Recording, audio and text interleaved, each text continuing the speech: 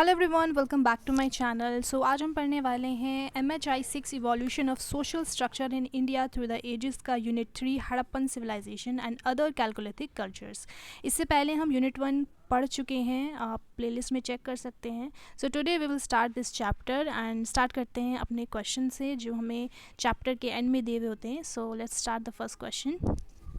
So question is discuss the social structure in the Harappan period. So Harappa के बारे में हम पढ़ रहे हैं, तो उसकी सोसाइटी कैसी थी हमें वो डिस्कस करना है। फिर after the disintegration of the state why did post Harappan societies revert back to tribal forms. जब जो स्टेट है हड़प्पन स्टेट जब डिसइंटीग्रेट हो जाता है, ख़त्म हो जाता है, टुकड़ों में बढ़ जाता है, तो ये हड़प्पन सोसाइटीज़ वापस से ट्राइबल फॉर्म्स में क्यों आ जाती हैं ये हमें बताना है। सो स्टार्ट करते हैं। ओके, सो सोशल स्ट्रक्चर समझने के लिए हमें पहले डिफरेंस जानना है चीफडम एंड स्टेट सोसाइटीज़ का। सो चीफडम सोसाइटीज़ जो एक ट्राइबल सोसाइटी की डेवलप फॉर्म है, इसमें क्या होता है कि किनशिप को इम्पोर्टेंस दी जाती है, यानी जो ब्लड रिलेशनशिप है कि जो लोग हैं वो एक ही ख़ानदान से हैं, एक ही कबीले से हैं, इसके बेसिस पर ही रिलेशनशिप को डिटर्मिन किया जाता है। बट स्टेट सोसाइटीज़ में क्या होता है, अब स्टेट सोसाइटीज़ जो है ना वो ब्रॉड लेवल पर काम करती है। इसमें एक्स्ट्रा किन रिलेशंस होते हैं, यानी सिर्फ एक कम्युनिटी नहीं बल्कि अलग अलग कम्युनिटीज़ के लोगों को इनकॉर्पोरेट किया जाता है। कैसे? फॉर एग्जांपल मैरिज अलाइंसेस करके, जैसे कोई राजा है, उसे लग रहा है कि इस कम्युनिटी से मुझे बड़ा फ़ायदा होगा, इसमें बड़े स्किलफुल लोग हैं, मेरे काम आ सकते हैं, तो वो उसके साथ फ्रेंडली रिलेशन बनाएगा। कैसे? मैरिज अलाइंस करके। सो एक स्टेट सोसाइटी या अर्बन सोसाइटी में क्या होता है कि लोग यूनाइटेड हैं क्योंकि वो सब एक साथ रह रहे हैं, एक कॉमन रेसिडेंस पैटर्न फॉलो कर रहे हैं, ना कि वो किनशिप पर डिपेंड है। अब बात करते हैं सोशल हेट्रोजेनिटी की, यानी कि हमें सोसाइटी में डाइवर्सिटी दिखती है। इसका मतलब ये है कि अलग अलग ओरिजिन, अलग अलग कल्चर, बैकग्राउंड और एजेस के लोग जब एक सोसाइटी में होते हैं तो वो कहलाती है सोशल हेट्रोजेनिटी। तो हड़प्पा में सोशल हेट्रोजेनिटी कैसे देखी गई वो हमें आर्कियोलॉजी में पता चलता है। जो मोहनजोदाड़ो में हमें सिटाडेल और लोअर टाउन का स्ट्रक्चर दिखता है, जिससे हमें एक तरह का सोशल सेग्रीगेशन दिखाई देता है। सोशल सेग्रीगेशन कैसा कि यानी कि लोगों को डिवाइड किया हुआ है। सिटाडेल जो कि छोटा है और ऊंचाई पर बना हुआ है, ऐसा माना जाता है कि वहाँ पर अपर क्लास रहती थी, और लोअर टाउन जो कि नीचे बना हुआ है और बड़ा है, वहाँ पर लोअर क्लास के लोग रहते थे। मोहनजोदाड़ो के जो हाउसेज़ हैं उनमें भी हमें काफ़ी डाइवर्सिटी दिखती है। उन्हें इस तरह से बनाया गया था कि जो कोर्टयार्ड और इनर रूम्स हैं उनकी प्राइवेसी रहे, यानी कोई भी बाहर से आए तो डायरेक्ट कोर्टयार्ड या इनर रूम में एंटर ना कर पाए। ऑक्यूपेशनल डिफ्रेंसिएशन की अगर बात करें तो उस टाइम पर लोग अलग अलग स्किल्स में एक्सपर्ट होते थे, स्पेशलाइज होते थे। जैसे अगर क्राफ्ट की बात करें, हमें हड़प्पा में बहुत सारे टॉयज़ भी मिले हैं बने हुए, तो वो जो उनका काम होता था वो फुल टाइम जॉब नहीं थी, फुल टाइम ऑक्यूपेशन नहीं थी, वो उसको पार्ट टाइम में किया करते थे, जिसका रीज़न ये था कि उन्हें सबसिस्टेंस एक्टिविटीज़ में इंगेज होना पड़ता था, जैसे कि एग्रीकल्चर या दूसरी एक्टिविटी जिससे उन्हें फूड मिलता। दूसरा डिफ्रेंसिएशन हमें दिखता है कंजप्शन पैटर्न में। अब बहुत सारे आर्टिफैक्ट्स बन रहे थे बट अलग अलग मटेरियल के, जैसे कि वेजल्स बन रहे हैं, बर्तन बन रहे हैं, टेराकोटा के भी बन रहे हैं, ब्रॉन्ज़ के भी बन रहे हैं, बैंगल्स बन रही हैं, बोन की भी बन रही हैं, मेटल की भी बन रही हैं। तो जो जितना वेल्दी होता होगा वो उतना ही अच्छा मटेरियल वाली चीज़ें यूज़ करता होगा।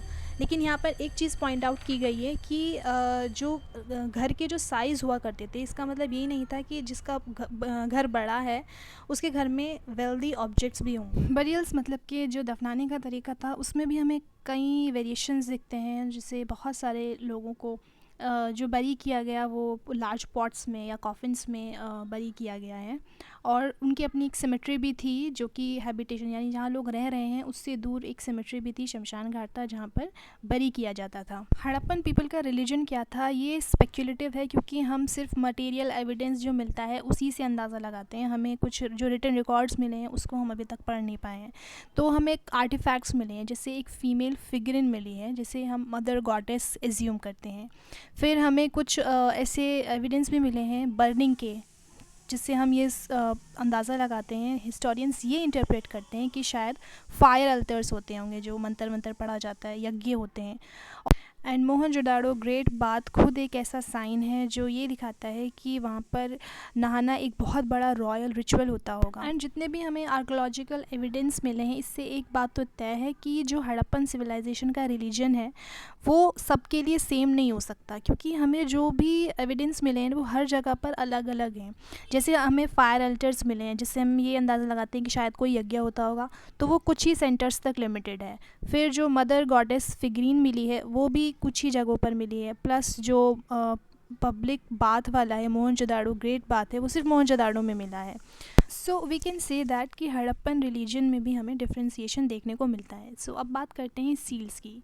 तो जैसा कि मोहनजोदाड़ो मूवी में भी दिखाया है कि सील्स जो थी, सील्स क्या होती थी, सील्स एक तरह का ऑब्जेक्ट था जिस पर एक साइड एनिमल बना हुआ है और दूसरी साइड कुछ साइंस लिखे हुए हैं हड़प्पन लैंग्वेज में, और उसे देखकर ऐसा लगता है जैसे ये किसी आईडी कार्ड की तरह काम करता था। कुछ अपर क्लास के लोग शायद इसको पहनते थे एक प्रूफ ऑफ ऑथेंटिसिटी के लिए, कि अगर उन्हें किसी इवेंट में जाना है, कहीं जाना है, अगर उसमें एंट्री चाहिए तो अगर उनके पास वो सील होती थी तो उन्हें एंट्री दी जाती थी।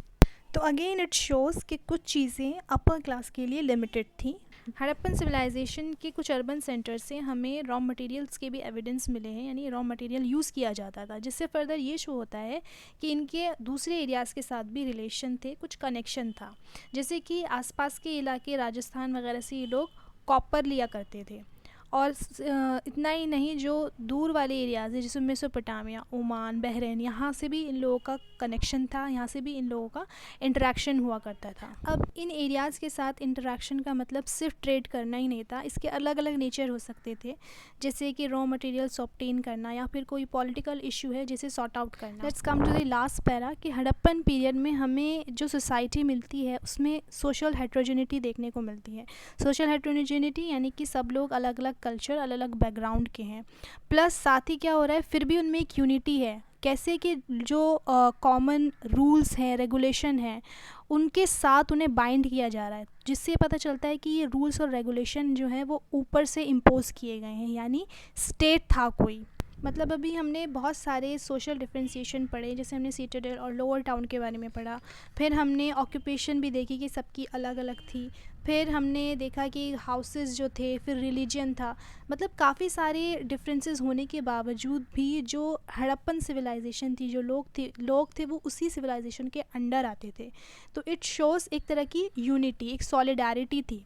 बट ऐसा लगता है जैसे कि ये यूनिटी ट्रांजिटरी थी, यानी टेम्पररी रही, क्योंकि जब हड़प्पन स्टेट डिसइंटीग्रेट हो जाता है, टुकड़ों में बट जाता है, ख़त्म हो जाता है, तो ये सोशल स्ट्रक्चर जो है वो वापस ट्राइबल फॉर्म की तरफ आ जाता है। सो क्वेश्चन के सेकंड पार्ट में यही पूछा गया है कि स्टेट के डिसइंटीग्रेट होने के बाद, यानी जो लोग थे, कोई राजा था या कोई ग्रुप्स थे जो रूल कर रहे थे ऊपर से, जिसकी वजह से एक जनरल रूल और रेगुलेशन चल रहा था जिससे लोग आपस में बाइंड थे, उसके ख़त्म होने के बाद, उस पावर के ख़त्म होने के बाद जो हड़प्पन सोसाइटीज़ थी वो ट्राइबल फॉर्म्स में वापस आ गई। मतलब जैसे पहले ट्राइबल चल रहा था, वैसे ही वो ट्राइबल बन गई फिर से।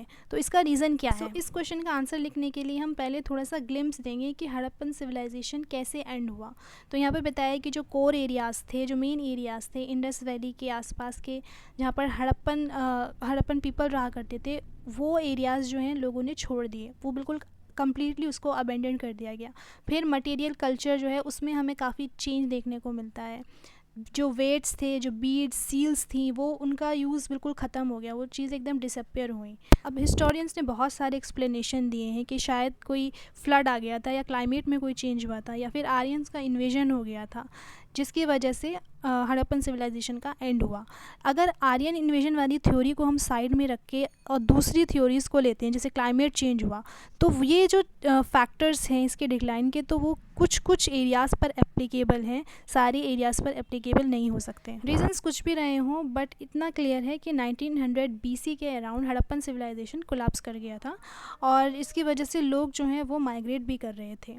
बट जैसे कि मैंने पहले भी कहा कि कोई भी चीज़ एकदम से सडनली ख़त्म नहीं हो जाती है, उसके कुछ फीचर्स कंटिन्यू रहते हैं। इसी तरह से हड़प्पन जो लाइफ थी, हड़प्पन सिविलाइजेशन के जो फीचर्स थे, वो बाद तक भी कुछ कंटिन्यू रहे। जैसे कि हम अगर देखें स्टेट और अर्बन वाला जो एक फ़ीचर था कि किस तरह से टाउन प्लानिंग हो रही है, जो रूल्स और रेगुलेशंस थे वो वाला फ़ीचर तो ख़त्म हो गया, बट जो बेसिक सबसिस्टेंस प्रैक्टिस थी वो कंटिन्यू रही। एक जो सिटी वाली लाइफ थी जिसमें लोग एक दूसरे पर डिपेंडेंट थे, एक दूसरे के साथ जो रिलेशनशिप थी, जबकि किनशिप नहीं थी, ब्लड रिलेशन नहीं है लोगों के साथ, बट फिर भी उनमें आपस में कनेक्शन है, सब लोग साथ में रह रहे हैं। प्लस जो डिस्टेंट एरियाज़ हैं वहाँ से भी लोगों का एक कनेक्शन था रॉ मटेरियल्स लेने के लिए या फिर ट्रेड करने के लिए। तो ऐसा लगता है जैसे इन सब चीज़ों ने मतलब ये सब चीज़ें स्ट्रॉन्ग बेस्ड नहीं था, क्योंकि ये वाला जो सोशल इंस्टीट्यूशन था ये हड़प्पन स्टेट के ख़त्म होने के बाद ये भी ख़त्म हो गया। और जब ये सोशल इंस्टीट्यूशन ख़त्म हुआ तो वहाँ के जो लोग थे वो वापस से फिर क्या बन गए, ट्राइबल ग्रुप्स में फॉर्म हो गए। सो वी कैन से कि सिटी में जो नॉन किन लोगों के बीच में एक रिलेशनशिप थी वो इतनी डेवलप नहीं हुई थी या इतनी स्ट्रांगली रूटेड नहीं हुई थी कि वो हड़प्पन स्टेट के ख़त्म होने के बाद भी वो लोगों में रहती, बल्कि जब वो हड़प्पन स्टेट ख़त्म हुआ तो लोग वापस से फिर अपने ट्राइबल फॉर्म में आ गए। Now let's come to the second question. Using archaeological evidence, how may we distinguish between tribal and state societies? क्योंकि हड़प्पन सिविलाइजेशन जो है वो पूरी उसकी रिसर्च आर्कोलॉजी पर बेस्ड है, जो भी हमें आर्कोलॉजी में मिलता है हम उसके बेसिस पर पता लगाते हैं कि कैसी सोसाइटी थी, कैसी इकनॉमी थी।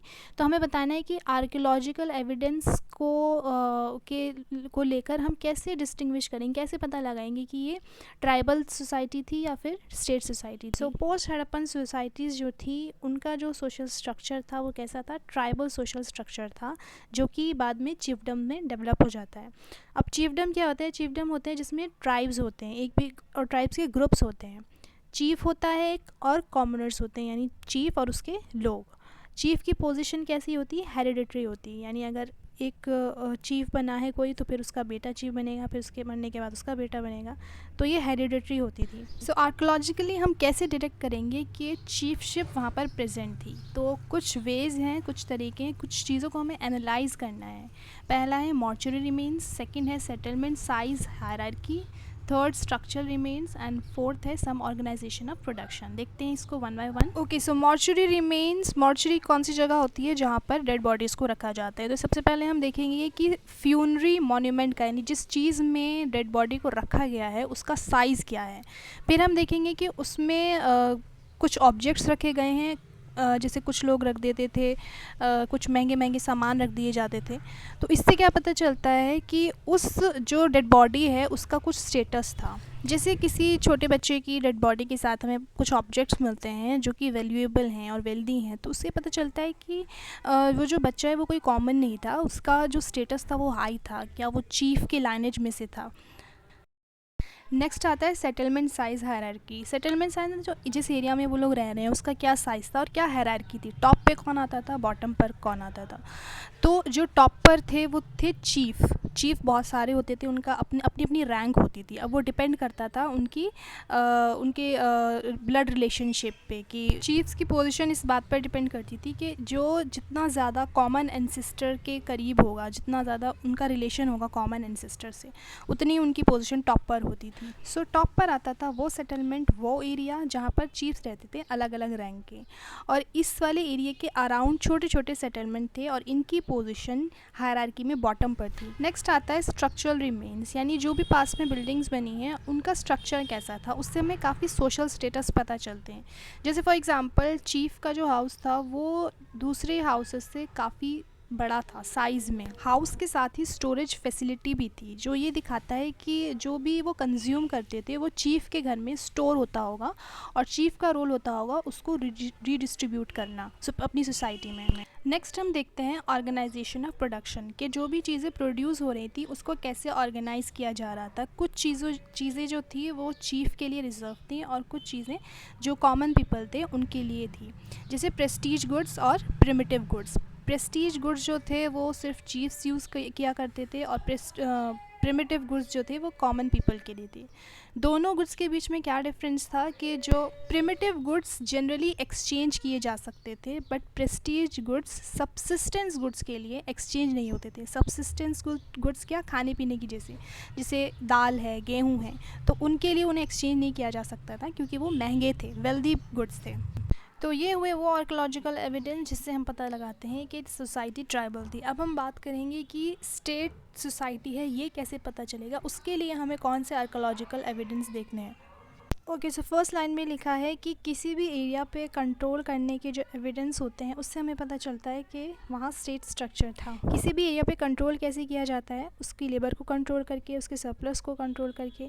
सरप्लस का मतलब होता है कि जब कोई प्रोडक्शन होता है, फॉर एग्जांपल खेती हो रही, खेती में से जो भी अनाज आ रहा है उसको अपने सर्वाइवल के लिए यूज़ किया जाएगा, अपने खाने पीने के लिए यूज़ किया जाएगा। उसके अलावा जो प्रोड्यूस बचेगा वो सरप्लस कहलाएगा। अब उसको दूसरी चीज़ों के लिए यूज़ किया जा सकता है, अपने मेंटेनेंस के लिए या किसी और काम के लिए। उस सरप्लस पर सेंटर का कंट्रोल होता है, स्टेट का कंट्रोल होता है। फिर एक्सचेंज है, प्रोडक्शन है, ये सारी एक्टिविटीज़ जो हैं वो उस पर किसका कंट्रोल है, स्टेट का कंट्रोल है। तो अगर हम ऐसे एविडेंस देखते हैं तो हम क्या समझते हैं कि हाँ, वहाँ पर एक स्टेट सोसाइटी थी, स्टेट स्ट्रक्चर था।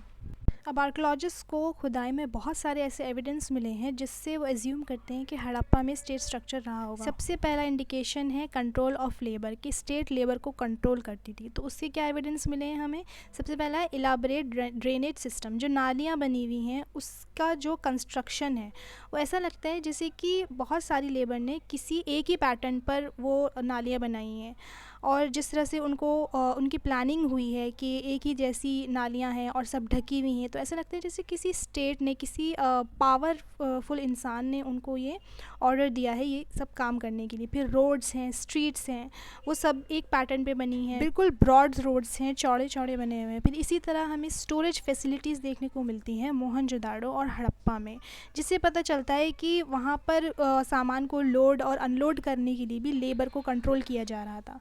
फिर इसी तरह से हमें ब्रिक्स मिली हैं, बहुत सारी ब्रिक्स हैं जिनको फायर किया गया है और एक ही पैटर्न पे किया गया है, मतलब एक ही साइज़ और एक ही शेप की हमें ब्रिक्स मिल रही हैं। तो ये जाहिर सी बात है किसी एक इंसान या एक ग्रुप का काम नहीं है, कोई ऊपर से उन्हें कंट्रोल कर रहा था उस लेबर को, जिसकी वजह से ये सारे काम एक प्लानिंग से हो रहे हैं, चाहे वो ड्रेनेज सिस्टम हो, चाहे वो स्टोरेज फैसिलिटीज़ हो। नेक्स्ट इंडिकेशन हमें मिलता है प्रोडक्शन और एक्सचेंज के कंट्रोल करने का। अब वहाँ पर हमें क्राफ्ट स्पेशलिस्ट के वर्क नज़र आते हैं, बहुत सारी हमें बैंगल्स मिली हैं बोन की, शेल की और अदर मटेरियल्स की बनी हुई। फिर हमें टेराकोटा और ब्रॉन्ज के वेजल्स भी मिलते हैं। तो ये सब काम स्पेशलिस्ट के थे जो शायद किसी क्राफ्ट सेंटर में ही सेटअप करके वो काम करते, मतलब उनका एक अपना सेंटर था। फिर जो रिमोट एरियाज़ हैं, जो दूर दराज के इलाके हैं, वहाँ से रॉ मटेरियल्स का आना, तो ये सब सारी चीज़ें ये शो करती हैं कि वहाँ पे एक स्टेट स्ट्रक्चर था, स्टेट पावर थी जो इन सब चीज़ों को कंट्रोल कर रही थी। So this is how we get to know about tribal and state societies. I hope आपको समझ में आया होगा। एंड आज के लिए इतना ही, मिलते हैं फिर किसी नई वीडियो के साथ, किसी नई यूनिट के साथ। Till then take care, bye bye and thank you for watching.